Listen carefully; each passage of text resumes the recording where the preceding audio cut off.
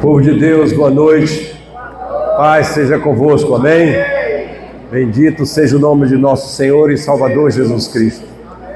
Meus amados, alegrai-vos na esperança e sede participantes das tribulações, pacientes nas tribulações, e não parem de orar, amém? Temos que, nesse tempo que se chama hoje, nós precisamos estarmos apostos como soldados de Cristo Jesus para a grande batalha desses últimos tempos, em que nós estamos já aguardando a volta de nosso Senhor e Salvador Jesus Cristo. Eu agradeço a Deus pela oportunidade, pela vida do pastor Tony, pastora Márcia e dessa família aqui que é a minha família, e nós louvamos a Deus por isso. E eu quero também, obrigado. Quero também nesta noite dar, acima de qualquer coisa, toda honra e toda glória ao Senhor nosso Deus, pela sua bondade, pelo seu amor, pela sua infinita misericórdia, porque Ele nos alcançou e nós estávamos perdidos e fomos achados. Mas pior do que isso, nós estávamos mortos, mas Ele nos ressuscitou. Louvado seja Deus. Eu quero compartilhar nessa noite uma palavra que está escrito na carta de Paulo à igreja de Roma, no capítulo 12. E eu gostaria de ler com vocês somente 2 versículos, que é o 1 e o 2. Diz o seguinte, obrigado. Diz assim a palavra do Senhor nosso Deus. Eu estou usando aqui uma Bíblia ARC, que é a Almeida, revista e corrigida. Diz assim: rogo-vos, pois, meus irmãos, pela compaixão de Deus, que apresentei os vossos corpos em sacrifício vivo, santo e agradável a Deus, que é o vosso culto racional. E não vos conformeis com este mundo, mas transformai-vos pela renovação do vosso entendimento. E o verso 3 diz: para que experimenteis qual seja a boa, agradável e perfeita vontade de Deus em Cristo Jesus. Feche seus olhos mais uma vez.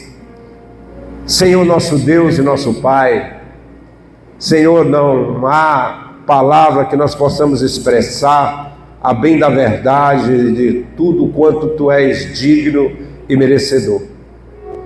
Senhor, nós louvamos a Deus porque mesmo na nossa cidade esteja acontecendo festividades, aqui nós temos um povo, Senhor, que não está vivendo pelo sistema desse mundo viver, mas está vivendo pelo sistema de Deus viver, que é a verdade da Tua palavra.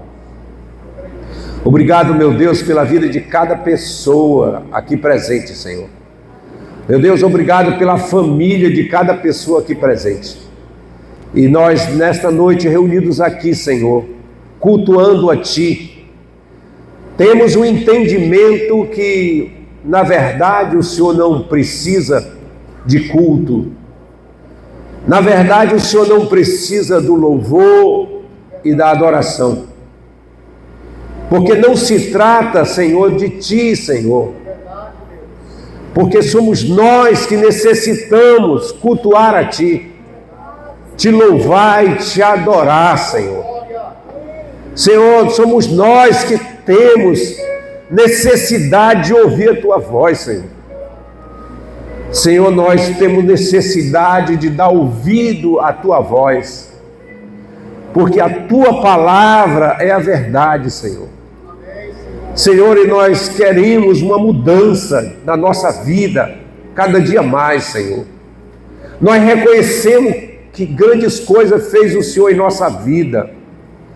Senhor, nós estamos gratos, Senhor, mas nós ainda não estamos satisfeitos, porque sabemos, Senhor, que ainda há muito, Senhor, o que nós aprendemos de Ti, Senhor. Senhor, nós queremos o conhecimento completo de Cristo Jesus, nosso Senhor.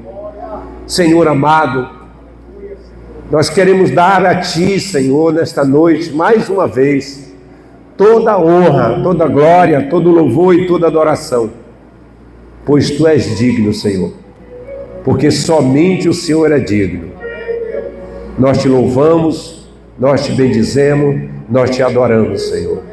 Recebe, Senhor, a nossa adoração a Ti, Senhor, em nome de Jesus. Amém e amém. Graças a Deus. Louvado seja o nome do Senhor.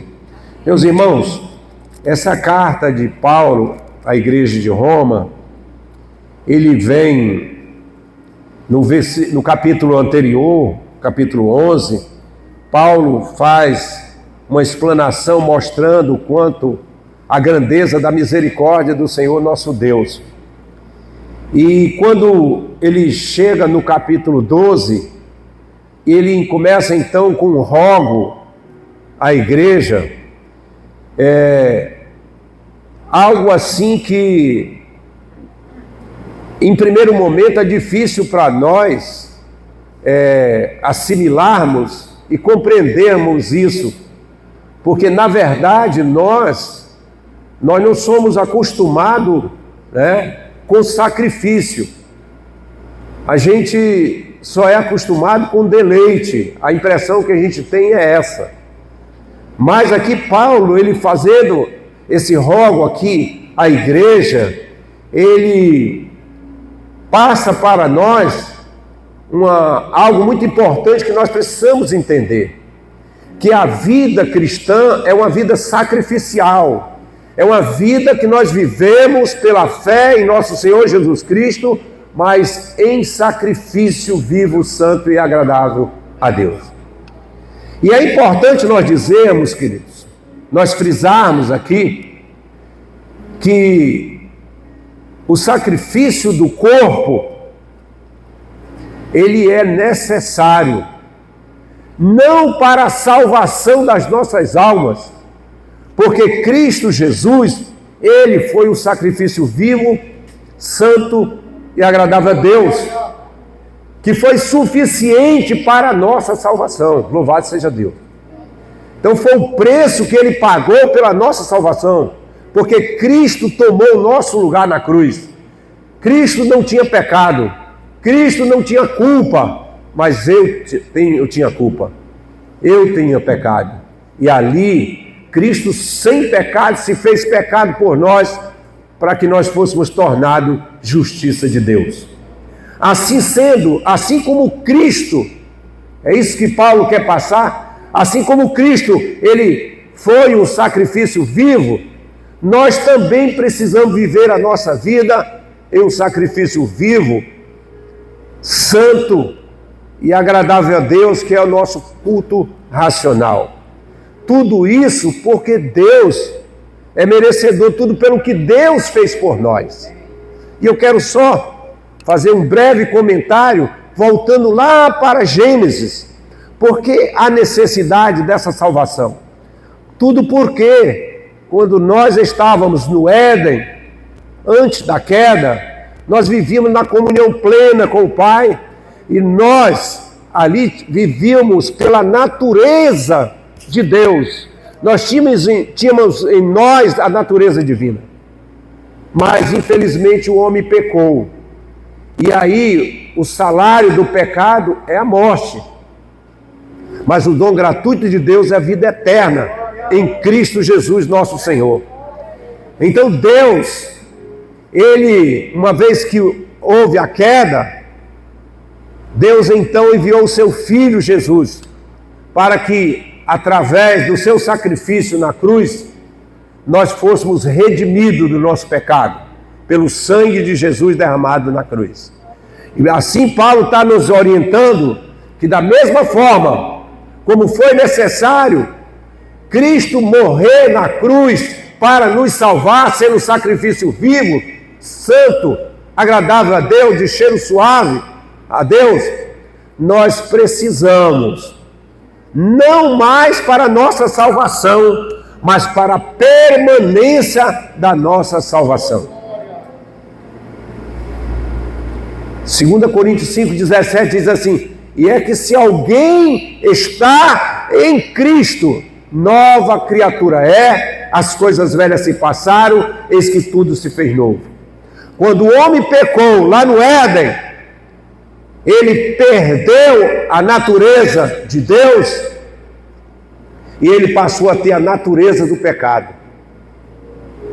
E agora, quando nós aceitamos a Cristo Jesus, nós fomos salvos, nós recebemos a natureza de Cristo novamente.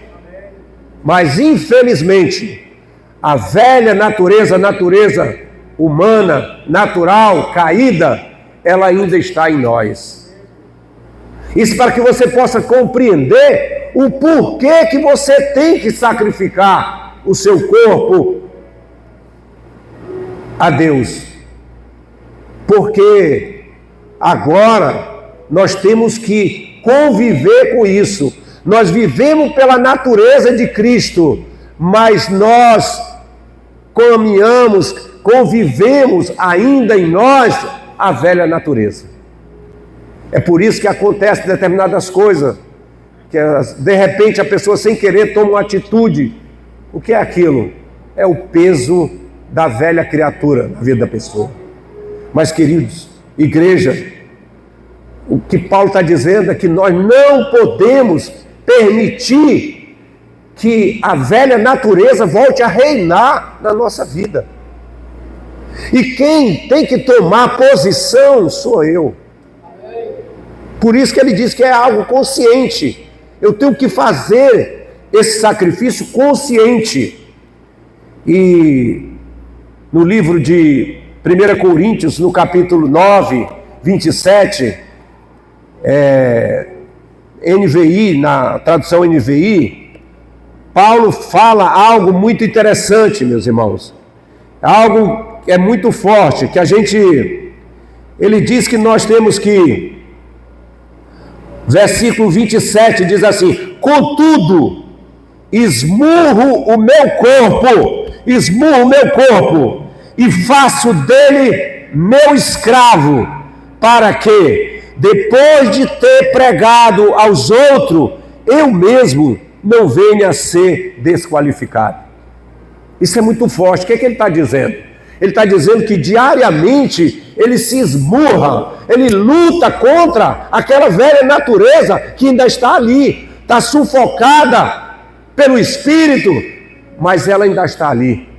Por isso que nós precisamos diariamente, por isso que a vida cristã é uma vida sacrificial, porque a cada dia que você acorda, você tem que estar consciente que você está sendo renovado pelo poder do Espírito Santo, mas que existe uma natureza antiga, caída, que vai lutar com você para levar você a fazer o que não deve, para você agir contrário à verdade da palavra do Senhor nosso Deus. Eu observo assim, a gente observa como que as pessoas às vezes falam determinadas coisas com relação a isso, e as pessoas dizem: não precisa, porque nós fomos salvos pela graça. E é verdade, nós fomos salvos pela graça por meio da fé em Jesus Cristo, nosso Senhor. Mas nós temos que permanecer na graça. Nós temos que permanecer em Cristo Jesus, nosso Senhor.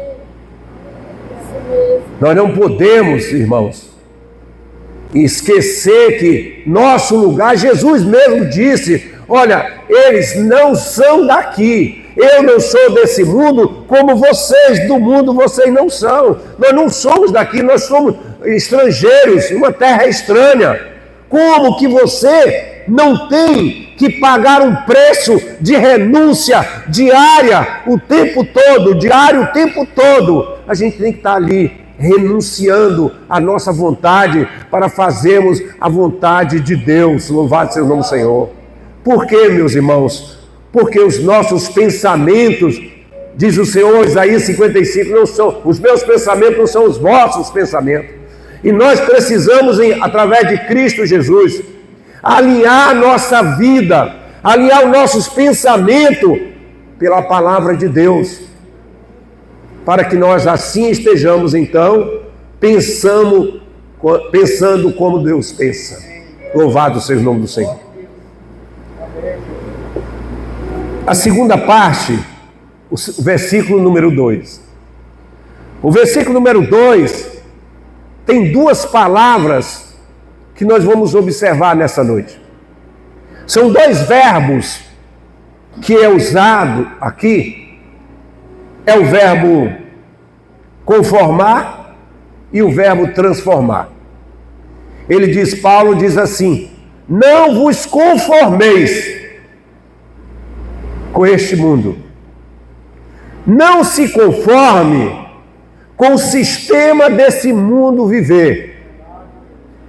Porque o sistema desse mundo viver é um sistema separado da verdade da palavra.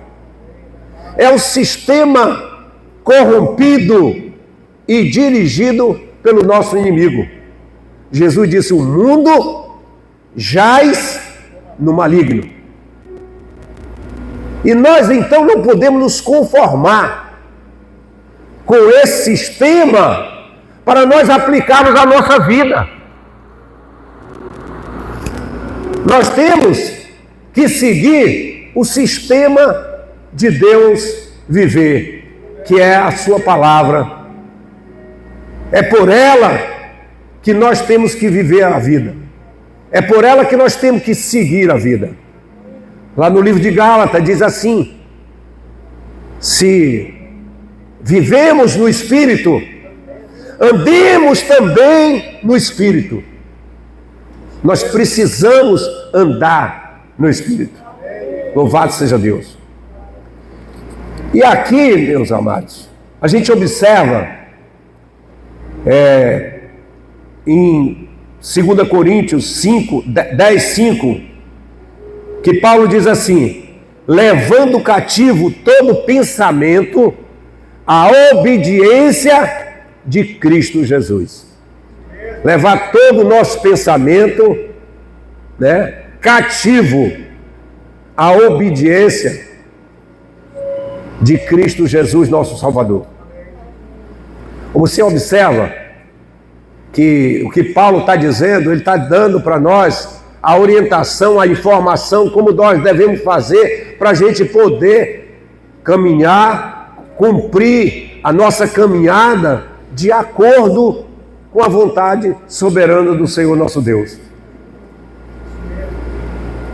Nós temos na palavra de Deus toda a orientação de como nós devemos seguir, como nós devemos fazer. E aí, a gente começa observando que tem determinadas coisas que nós nos conformamos tão facilmente, quando aos sistemas e coisas aqui nessa vida. O nosso prazer como igreja está na lei do Senhor. E na sua lei nós precisamos meditar de dia e de noite. Louvado seja o nome do Senhor.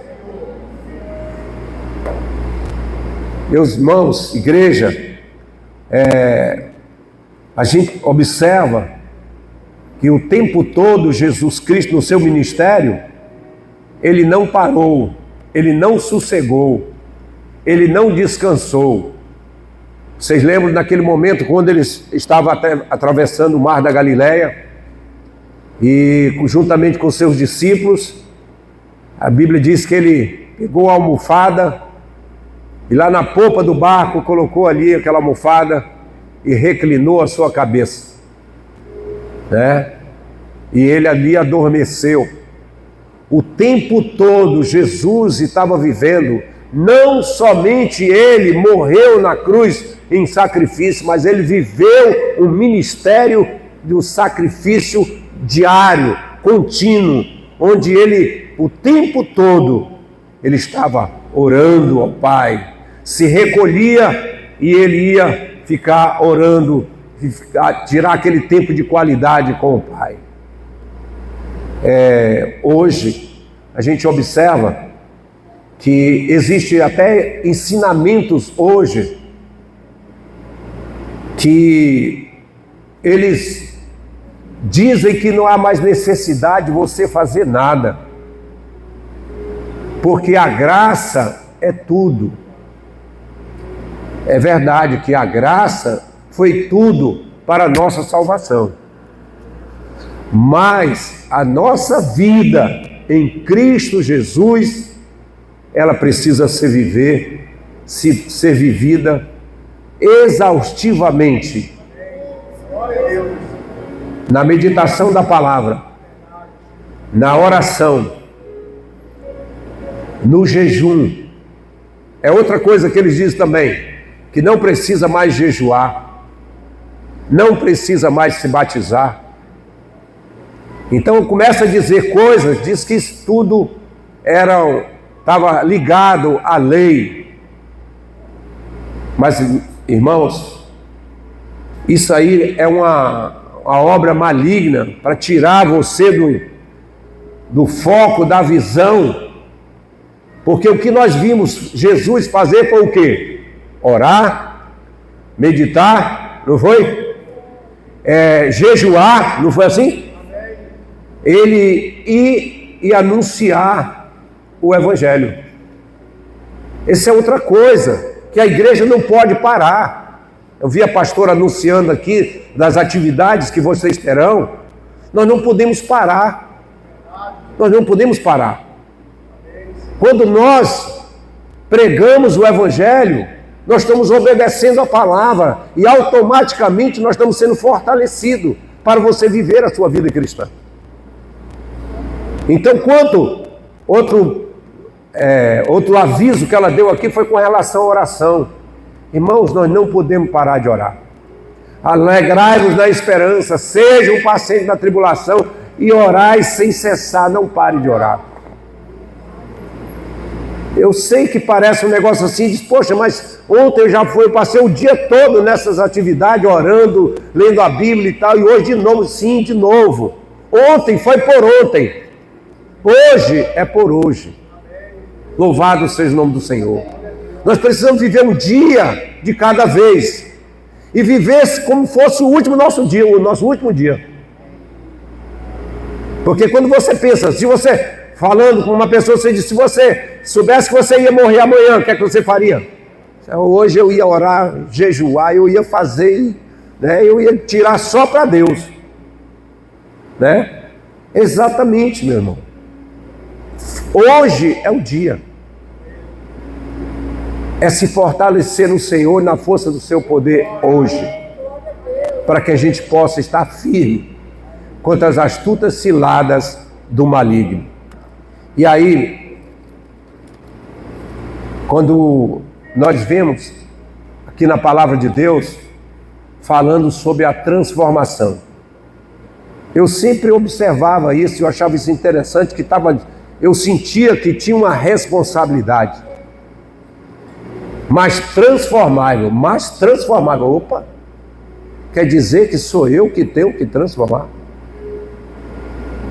O que está dizendo aqui é que é uma responsabilidade nossa com relação àquilo que nós recebemos de Deus pela graça, mediante o sacrifício de Jesus.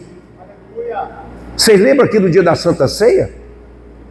Nós aqui na ceia, aí diz assim, que nós devemos nos reunir para comer do pão e beber do cálice do Senhor, né?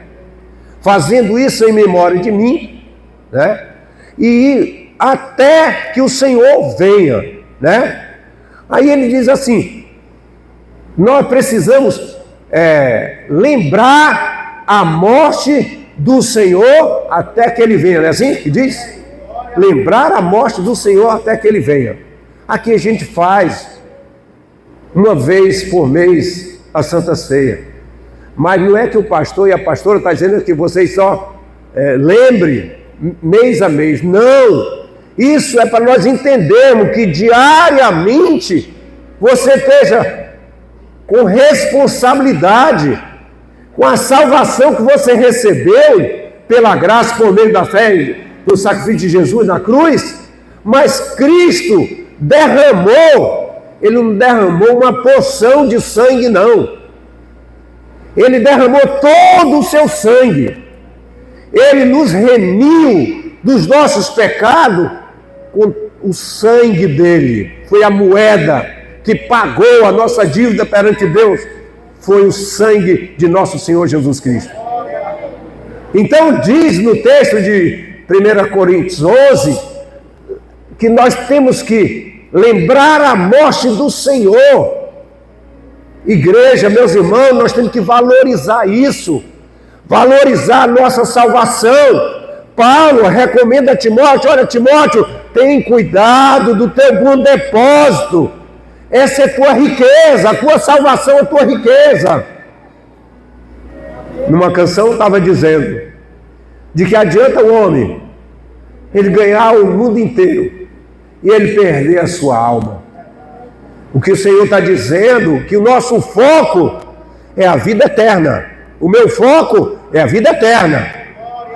Aqui é só um período pequeno de tempo para nós nos prepararmos para, em Cristo Jesus, para vivermos uma vida eterna com o Pai. Louvado seja Deus. Meus irmãos, desde que a gente se converteu, tinha uma coisa que eu ouvia, mas eu nunca me conformei com aquilo. As pessoas falavam assim: não, aceitou Jesus Cristo, aí, não, depois desviou, aí depois aceitou de novo e tal, desviou e tal, aí falava assim.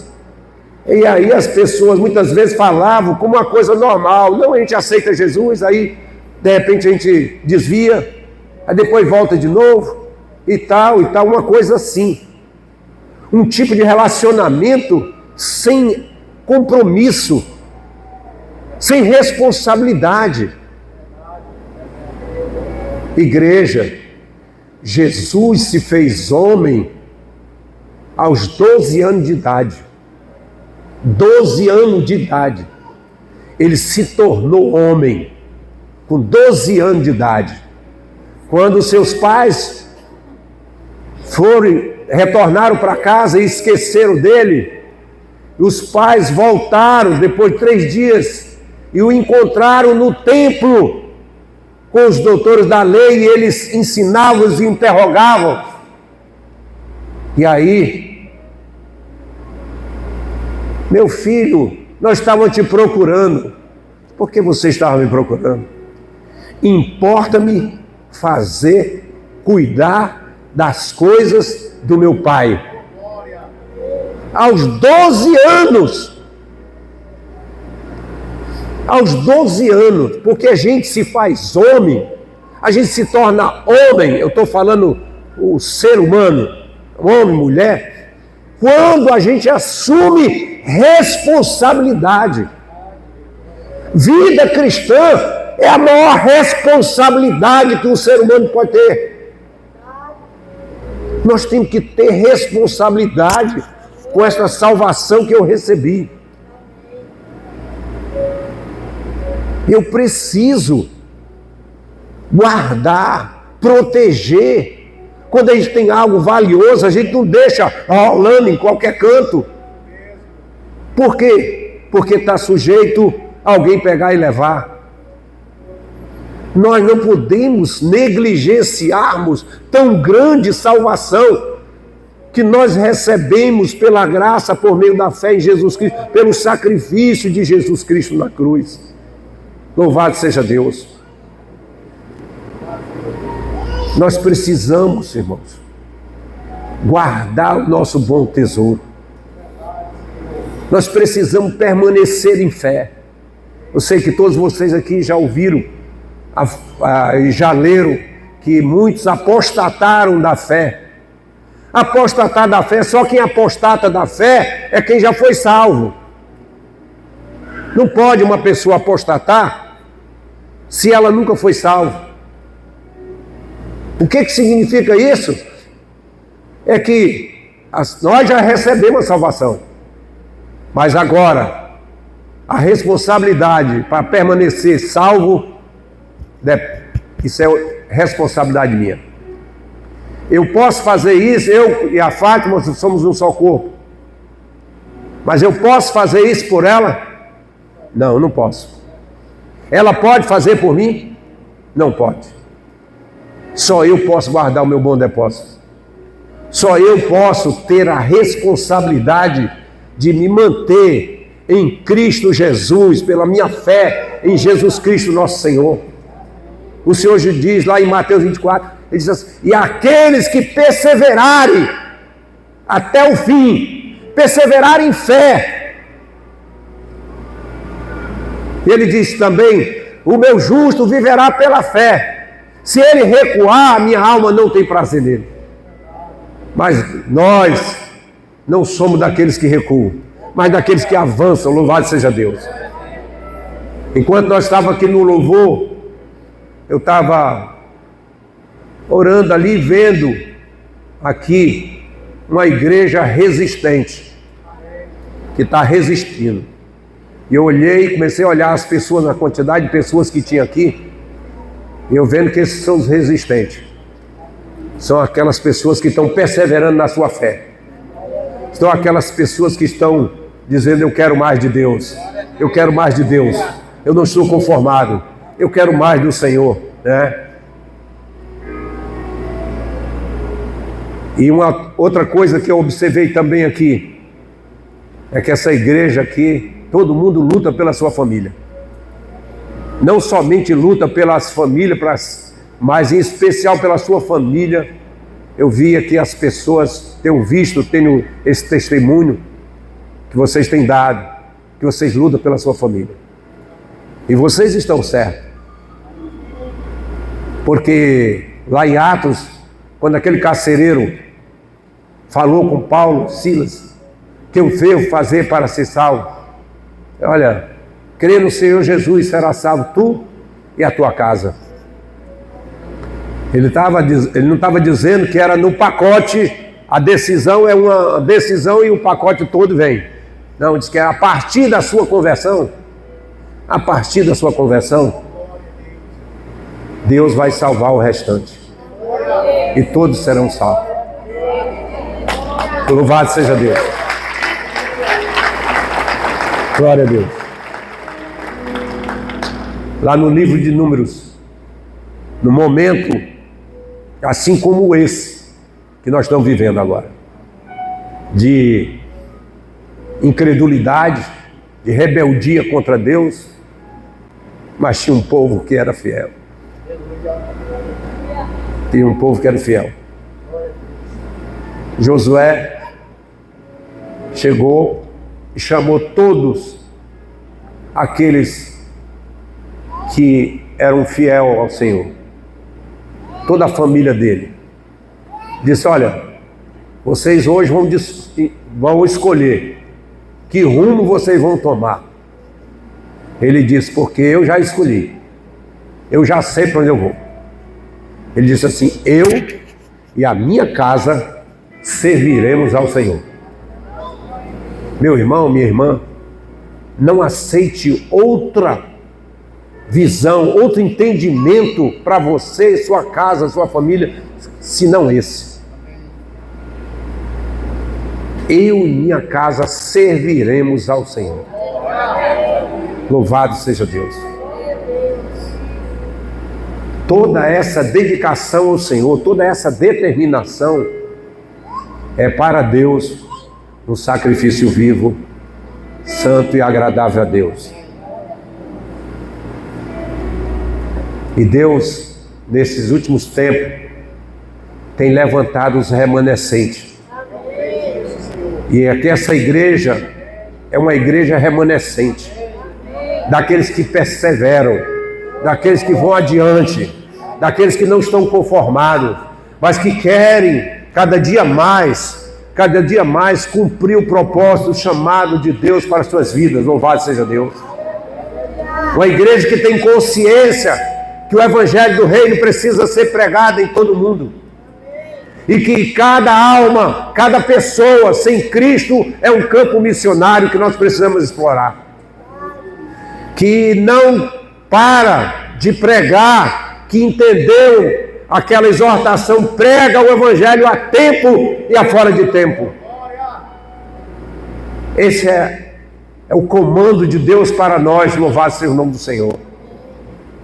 E nós precisamos também, outra coisa que nós temos visto nessa igreja, que essa igreja chora. Nós precisamos chorar sim, meus irmãos. Nós precisamos chorar.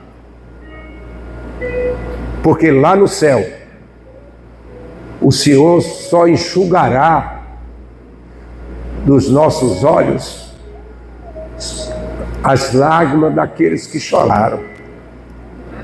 Mas esse choro não foi o choro de problemas aqui dessa vida, mas foi aqueles que choraram para que aquela pessoa que está cansada, sobrecarregada, oprimida, para que ela seja liberta.